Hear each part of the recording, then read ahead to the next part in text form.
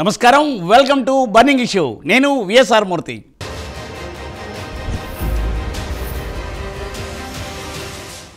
Telangana MLC ఎన్నికల ఫలితాలపై సర్వత్రా ఉత్కంఠ కొనసాగుతోంది. ఎవరు విజయం సాధిస్తారోనని అందరిలోనూ ఇప్పుడు ఆసక్తి నెలకొంది. ఎందుకంటే ఈ ఎమ్మెల్సీ ఎన్నికలలో గెలుపు ఓటముల ప్రభావం తరువాత జరగబోయే స్థానిక సంస్థలపై పడనుంది. దీంతో అందరూ ఈ ఫలితాల కోసం ఆసక్తిగా ఎదురు చూస్తున్నారు. 3 చోట్ల పోటీ చేసిన బీజేపీ ఏ మేరకు విజయాన్ని దక్కించుకునుంది? కనీసం 2 స్థానాల్లోనైనా కాషాయ జెండాను రెపరెపలాడించాలన్న కమలనాథుల కోరిక తీరేనా? నెక్స్ట్ అసెంబ్లీ ఎన్నికల్లో తెలంగాణ గడ్డపై జెండా ఎగరేయాలని అనుకుంటున్న కాషాయ పెద్దల టార్గెట్ నెరవేరేనా? అందుకోసం ఎటువంటి వ్యూహాలతో ముందుకు సాగబోతున్నారు?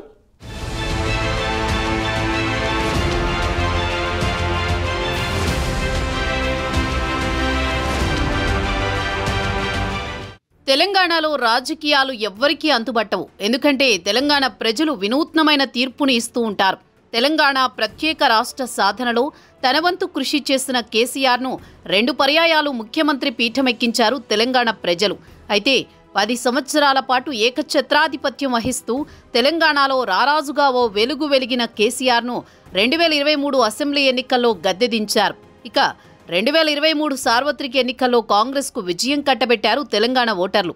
అయితే 2023లోనే తెలంగాణలో పాగా వేయాలి అనుకున్న బీజేపీ ఆశలు నెరవేరలేదు. కేవలం 8 చోట్ల మాత్రమే అసెంబ్లీ స్థానాలను గెలుచుకుంది బీజేపీ. అయితే కనీసం వచ్చే సార్వత్రిక ఎన్నికల్లో అయినా తెలంగాణలో కాషాయ జెండా రెపరెపలాడించాలని కమలనాథులు కలలుగంటున్నారు. అందుకోసం ఇప్పటినుంచే ప్రణాళికలు సిద్ధం చేస్తున్నారు. ప్రతివ్యూహాలతో ప్రత్యర్థులపై పైచేయి సాధించేందుకు ఉవ్విళ్లూరుతున్నారు. ఈ నేపథ్యంలోనే ఎమ్మెల్సీ ఎన్నికలను టార్గెట్గా చేసుకుని బీజేపీ రంగంలోకి దిగింది. తాజాగా జరిగిన ఎమ్మెల్సీ ఎన్నికల్లో బీఆర్ఎస్ ఎక్కడా పోటీ పెట్టలేదు. కాంగ్రెస్ కేవలం 1 స్థానంలో మాత్రమే పోటీ చేసింది. కానీ బీజేపీ మాత్రం 3 స్థానాల్లోనూ పోటీ చేసి కనీసం 2 స్థానాలైనా గెలవాలన్న పట్టుదలతో బరిలోకి దిగి ప్లాన్ అమలు చేసింది.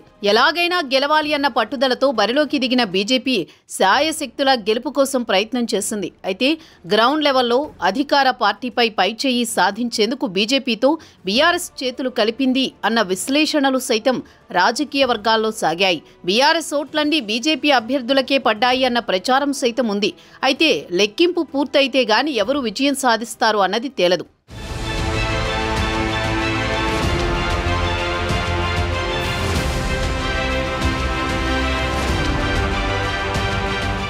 అయితే 3 స్థానాలకు గాను కనీసం 2 స్థానాల్లో బీజేపీ విజయం సాధించినా ఆ ప్రభావం తర్వాత జరిగే స్థానిక సంస్థల ఎన్నికలపై, అదేవిధంగా జీహెచ్ఎంసీ ఎన్నికలపై కూడా పడుతుందని చెప్పడంలో ఎలాంటి సందేహం లేదంటున్నారు రాజకీయ పరిశీలకులు.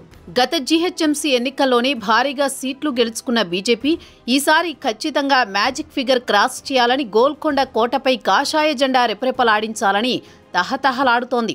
ఈ తరుణంలో అవసరమైతే పవన్ కళ్యాణ్, చంద్రబాబులను సైతం రంగంలోకి దించి గ్రేటర్ హైదరాబాద్ మున్సిపల్ కార్పొరేషన్ ఎన్నికల్లో ప్రచారం చేయించి సెటిలర్ల ఓట్లను దండుకోవాలని కూడా కమలనాథులు ప్లాన్ చేశారట.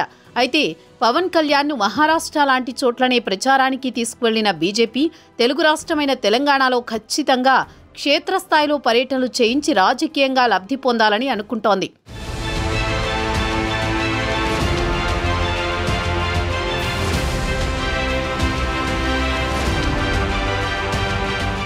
తెలంగాణలో కౌంటింగ్ ప్రక్రియ ఉత్కంఠ రేపుతోంది. కరీంనగర్ పట్టభద్రుల స్థానంలో 70.42% పోలింగ్ నమోదైంది. 2,50,106 మంది తమ ఓటు హక్కు వినియోగించుకున్న సంగతి తెలిసిందే. ఇక టీచర్స్ స్థానంలో 91.90% పోలింగ్ నమోదైంది. వరంగల్, నల్గొండ, ఖమ్మం టీచర్స్ స్థానంలో 93.55% ఓటింగ్ నమోదైంది. ఈ మేరకు కౌంటింగ్ ప్రక్రియకు సంబంధించి 25 టేబుళ్లను ఏర్పాటు చేసిన సంగతి తెలిసిందే. ఒక్కో టేబుల్కు ఒక కౌంటింగ్ సూపర్వైజర్, ఒక మైక్రో అబ్జర్వర్, 2 కౌంటింగ్ అసిస్టెంట్ల సమక్షంలో కౌంటింగ్ ప్రక్రియ నెలకొంది.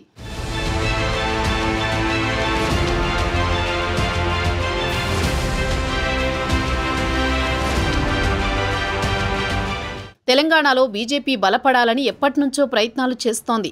అయితే ఇంకోవైపు బీఆర్ఎస్ కాంగ్రెస్లకు ప్రజలు అధికారం ఇచ్చారు, తమకు కూడా తెలంగాణ ప్రజలు అవకాశం ఇస్తారని బీజేపీ భావిస్తోంది. తెలంగాణలో బీజేపీ సరికొత్త వ్యూహాన్ని అమలు చేస్తుందా? ఒకసారి కూడా వికసించని కమలాన్ని వికసింపజేసేందుకు రంగం సిద్ధమైందా అంటే ఆ పార్టీ శ్రేణులు అవుననే సమాధానం చెబుతున్నాయి. ఉమ్మడి ఆంధ్రప్రదేశ్లో కాంగ్రెస్ టీడీపీల హవా కొనసాగినప్పుడు 3 లేదా 4 స్థానంలో కొనసాగిన బీజేపీ రాష్ట్ర విభజన తర్వాత కూడా అదే స్థానంలో కొనసాగుతూ వస్తోంది. ఎన్ని ప్రయాసలు పడుతున్నా, ఎందరితో చేతులు కలుపుతున్నా తెలుగు రాష్ట్రాల్లో కాషాయపు పార్టీ ఎదుగుదల మాత్రం నత్తనడకనే సాగుతోంది. అయితే ఏపీ కంటే తెలంగాణలో ఆ పార్టీ కాస్త మెరుగ్గా ఉందని చెప్పొచ్చు. గతంలో ఉమ్మడి ఆంధ్రప్రదేశ్లో అధికారం కాంగ్రెస్ టీడీపీల మధ్యనే కొనసాగేది. రాష్ట్రం కలిసి ఉన్నప్పుడు ఎలాగో అధికారం చేపట్టలేదు. కనీసం విభజన జరిగి 2 తెలుగు రాష్ట్రాలుగా ఏర్పడిన తర్వాతైనా అధికారం చేపట్టాలని అనుకున్న బీజేపీకి ఆ ఆశలు కూడా అడియాసలవుతూనే ఉన్నాయి. తెలంగాణ ప్రత్యేక రాష్ట్రంగా ఏర్పడిన అనంతరం 2014లో ఎన్నికలు రావడంతో అప్పటికే కేసీఆర్ స్థాపించిన టీఆర్ఎస్ ఆ ఎన్నికల్లో భారీ మెజారిటీతో గెలిచింది. అయితే అప్పుడు కాంగ్రెస్ ప్రధాన ప్రతిపక్షంగా నిలవడంతో మళ్లీ బీజేపీ అదే 3-4 స్థానానికి పరిమితమైంది. సరే, ప్రాంతీయ పార్టీ ఉద్యమ ఊపుతో గెలుపొందిందిలే అని చాలామంది లైట్ తీసుకున్నా 5 ఏళ్లు తిరగకుండానే ముందస్తు ఎన్నికలకు పోయి కేసీఆర్ అందరికీ షాక్ ఇచ్చారు. 2018 ముందస్తు ఎన్నికల్లో బంపర్ మెజారిటీతో రెండోసారి కూడా టీఆర్ఎస్ఏ అధికారంలోకి వచ్చింది. మళ్లీ ఆ ఎన్నికల్లో కూడా బీజేపీకి కలిసి రాలేదు. కాంగ్రెస్ ఎక్కువ సీట్లు గెలుచుకుని శాసనసభలో ప్రధాన ప్రతిపక్ష హోదా దక్కించుకుంది. తర్వాత కాంగ్రెస్ తరపున గెలిచిన ఎమ్మెల్యేలు అధికార పార్టీలో చేరడంతో ప్రతిపక్ష హోదాను కోల్పోవడం వేరే విషయం. అయితే 2019 లోక్సభ ఎన్నికల్లో తెలంగాణలో బీజేపీ బలం పుంజుకుని 4 స్థానాలను కైవసం చేసుకోవడం ఒక్కటే ఆ పార్టీకి ఊరట. అప్పట్నుంచే ఎలాగైనా తెలంగాణలో అధికారం దక్కించుకోవాలన్న పట్టుదల కమలనాథుల్లో ఏర్పడింది. ఇక 2023 అసెంబ్లీ ఎన్నికల్లో 8 అసెంబ్లీ సీట్లు, 2024 లోక్సభ ఎన్నికల్లో 8 ఎంపీ సీట్లు గెలుచుకుని రేసులో దూసుకుపోతోంది.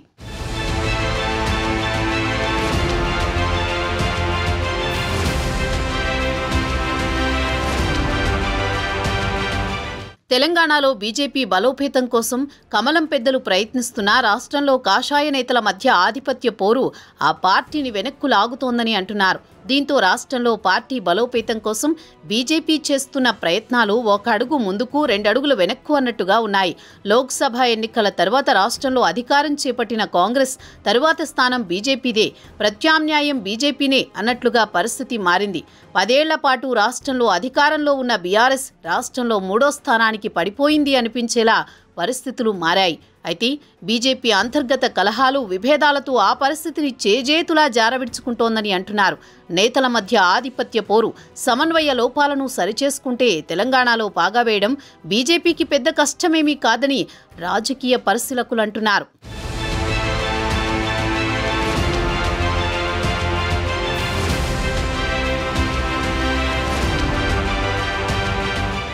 తెలంగాణలో ఈసారి బీజేపీ సరికొత్త వ్యూహాన్ని అమలు చేయబోతోందా?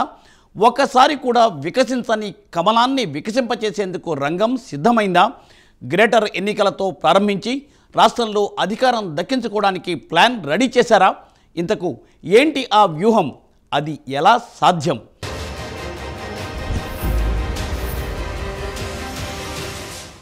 అధికారంలో ఉన్నప్పుడు కాంగ్రెస్ను బీఆర్ఎస్ను ఢీకొట్టి తెలంగాణలో పాగా వేయాలంటే అంత తేలికైన విషయం కానే కాదు. అయితే అందుకోసం బీజేపీ ఇప్పటికే ఓ ప్లాన్ సిద్ధం చేసి పెట్టుకుందని ప్రచారం జోరుగా సాగుతోంది. కోట్లాది మంది అభిమానులున్న పవన్ కళ్యాణ్తో విస్తృతంగా ప్రచారం చేయించుకుని గ్రేటర్ ఎన్నికల్లో లబ్ధి పొందాలని పథకరచన చేస్తున్నారట కమలనాథులు. అదే జరిగితే తెలంగాణ రాజకీయాల్లో భారీ మార్పులు ఖాయమా? భవిష్యత్ తెలంగాణ రాజకీయాల్లో జనసేనాని పవన్ కళ్యాణే కీలకం కాబోతున్నారా? ఆంధ్రప్రదేశ్ ఫార్ములా తెలంగాణలో కూడా కార్యరూపం దాల్చే అవకాశాలు ఉన్నాయా?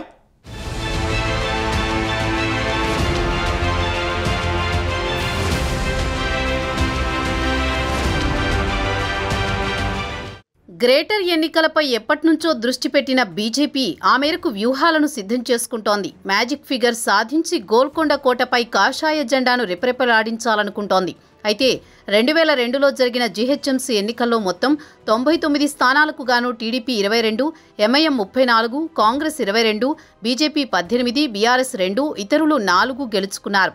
ఇక 2009 జీహెచ్ఎంసీ ఎన్నికల్లో మొత్తం 150 స్థానాల్లో కాంగ్రెస్ 52, టీడీపీ 55, ఎంఐఎం 43, బీజేపీ 5, స్వతంత్రులు 5 స్థానాల్లో విజయం సాధించారు. బీఆర్ఎస్ ఆ ఎన్నికల్లో పోటీ చేయలేదు. 2016 ఎన్నికల్లో BRS 99, MIM 44, BJP 4, TDP 1, Congress 2 స్థానాలు గెలుచుకున్నాయి. ఇక 2020లో జరిగిన గ్రేటర్ ఎన్నికల్లో బీఆర్ఎస్ 56, ఎంఐఎం 44, బీజేపీ 47, కాంగ్రెస్ 3 గెలుచుకోగా టీడీపీ ఖాతా తెరవలేదు. బీజేపీ రికార్డు స్థాయిలో కార్పొరేటర్లు గెలుచుకుని దేశమంతా ఆశ్చర్యపడేలా చేసింది. ఇక ఈసారి జరగబోయే గ్రేటర్ ఎన్నికల్లో పుంజుకుని 2028 అసెంబ్లీ ఎన్నికల నాటికి మరింతగా పుంజుకోవాలని చూస్తోంది బీజేపీ.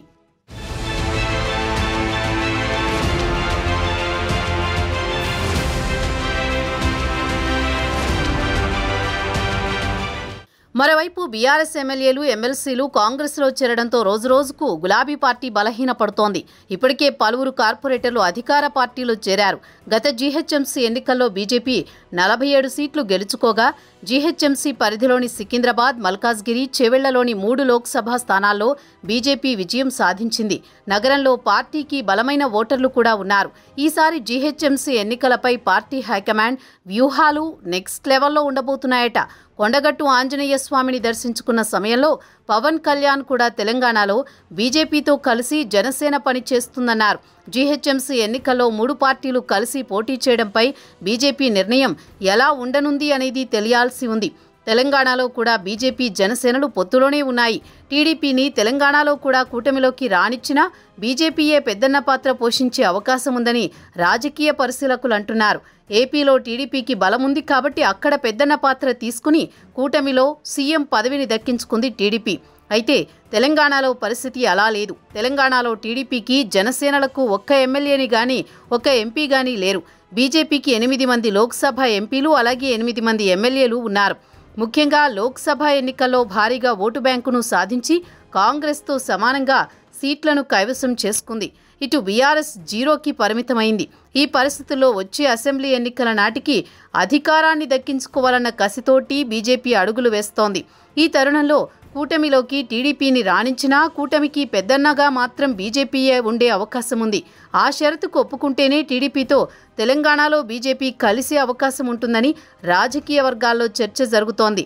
చంద్రబాబు, పవన్ కళ్యాణ్లతో గ్రేటర్ ఎన్నికల్లో ప్రచారం చేయించుకుంటే ఆ ప్రభావం వేరే లెవెల్లో ఉంటుందన్న అంచనాల్లో బీజేపీ పెద్దలు ఉన్నారట.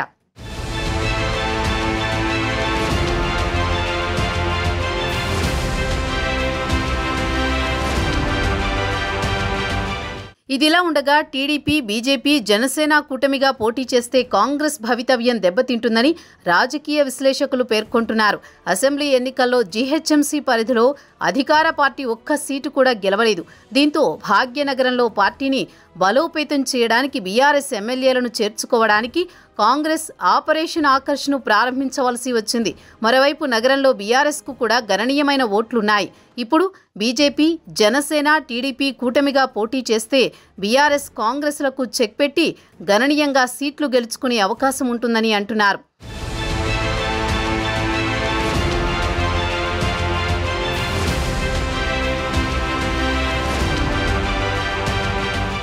ఏపీ మాదిరిగా తెలంగాణలో కూడా టీడీపీ, బీజేపీ, జనసేన కలిసి వెళితేనే భారీ మార్పులు ఖాయమని రాజకీయ పరిశీలకులు అంటున్నారు.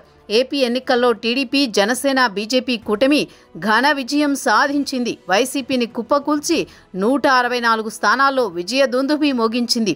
5 ఏళ్ల తర్వాత తిరిగి ఏపీలో అధికారంలోకి వచ్చింది. కేంద్రంలో బీజేపీ నేతృత్వంలోని ఎన్డీఏ ప్రభుత్వం కొలువుదీరడంలో పవన్ కళ్యాణ్ కుదిర్చిన పొత్తే కారణమని యావత్ భారతదేశం గుర్తించింది.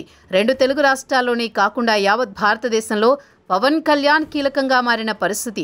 ఏపీలో బీజేపీ, జనసేన పార్టీలతో పొత్తు పెట్టుకున్నట్టుగానే తెలంగాణలో కూడా టీడీపీ పొత్తు ఉంటుందా అన్న వాదన తెరపైకి వస్తోంది. అయితే ప్రస్తుత పరిణామాలు చూస్తుంటే తెలంగాణలోనూ టీడీపీ, జనసేన, బీజేపీల పొత్తు ఉండే అవకాశం ఉందని పొలిటికల్ ఎక్స్పర్ట్స్ అంటున్నారు. ఏపీ ఫలితాలు చూశాక తెలంగాణలో కూడా జనసేనతో మాత్రమే కాకుండా టీడీపీతో కూడా పొత్తు పెట్టుకుంటే లాభం ఉంటుందన్న ఆలోచన బీజేపీ నేతల్లో ఉందట. జీహెచ్ఎంసీ ఎన్నికల్లో సత్తా చాటడమే లక్ష్యంగా ఈ కూటమి కదిలే అవకాశం ఉందని అంటున్నారు. దీంతో తదుపరి సార్వత్రిక ఎన్నికల వరకు తెలంగాణలో కూటమి మరింత బలపడే అవకాశం ఉందని అంటున్నారు. తెలంగాణలో ఎలాగైనా అధికారం దక్కించుకోవాలని ముందు నుంచి కూడా బీజేపీ ప్రయత్నాలు చేస్తోంది. కానీ గత 2 పర్యాయాలు బీఆర్ఎస్ అధికారంలోకి వస్తే తాజాగా కాంగ్రెస్ అధికారంలోకి వచ్చింది. ఈసారి అసెంబ్లీ ఎన్నికల్లో అత్యధిక స్థానాలు దక్కించుకోవడమే లక్ష్యంగా బీజేపీ చెమటోడ్చింది. కానీ ఆ పార్టీకి చెందిన మహామహులే ఓడిపోయారు. బండి సంజయ్, కిషన్ రెడ్డి, ఈటెల రాజేందర్, రఘునందన్ రావు వంటి దిగ్గజాలు ఓటమిని చవిచూశారు. కానీ పార్లమెంట్ ఎన్నికలకు వచ్చేసరికి బీజేపీ తెలంగాణలో 8 స్థానాలను దక్కించుకుంది. క్రమక్రమంగా తెలంగాణలో పుంజుకుంటోంది. ఈ క్రమంలో తెలంగాణలో కూడా పొత్తు కొనసాగిస్తే అసెంబ్లీ ఎన్నికల వరకు మరింత బలపడి అధికారం దక్కించుకోవచ్చని బీజేపీ పెద్దలు భావిస్తున్నట్లు రాజకీయ వర్గాల్లో ప్రచారం జరుగుతోంది.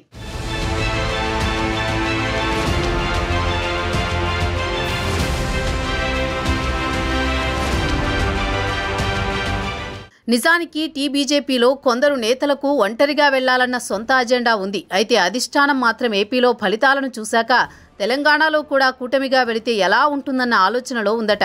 కేంద్రంలో తాము అధికారంలోకి రావడానికి కూడా ఏపీలో ఫలితాలే కారణమని కేంద్ర బీజేపీ గుర్తించింది. అయితే తెలంగాణలో ఎవరితో పొత్తు పెట్టుకున్నా పెద్దన్న పాత్ర తమకే ఇవ్వాలన్నది బీజేపీ డిమాండ్. ఆ డిమాండ్కు ఒప్పుకుంటేనే పొత్తులు కుదుర్చుకునే అవకాశాన్ని పరిశీలిస్తారని ప్రచారం జరుగుతోంది. ఒకవేళ పొత్తులు కుదిరితే మాత్రం తొలుత గ్రేటర్ ఎన్నికల్లో సత్తా చాటి వచ్చే అసెంబ్లీ ఎన్నికల నాటికి బలోపేతం అవ్వడం ఖాయమని అంటున్నారు రాజకీయ పరిశీలకులు.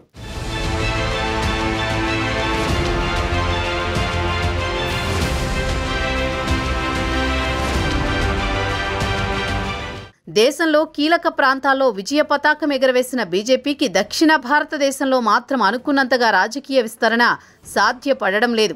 కర్ణాటకలో ఒక పర్యాయం గెలిచింది, ఇప్పుడు ప్రతిపక్షంలో ఉంది. తెలంగాణలో 2023లో గెలవాలని, లేదంటే రెండో పార్టీగా ఉండాలనుకుంటే 8 అసెంబ్లీ సీట్లే దక్కాయి.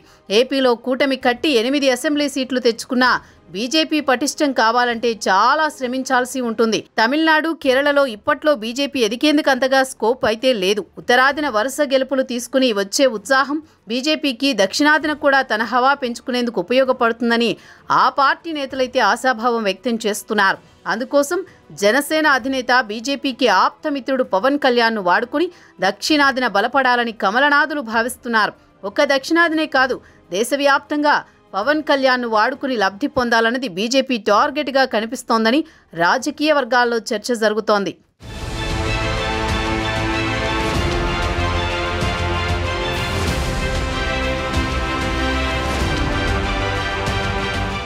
ప్రస్తుతం తెలంగాణలో కాంగ్రెస్ పార్టీ రాజ్యం ఏలుతోంది.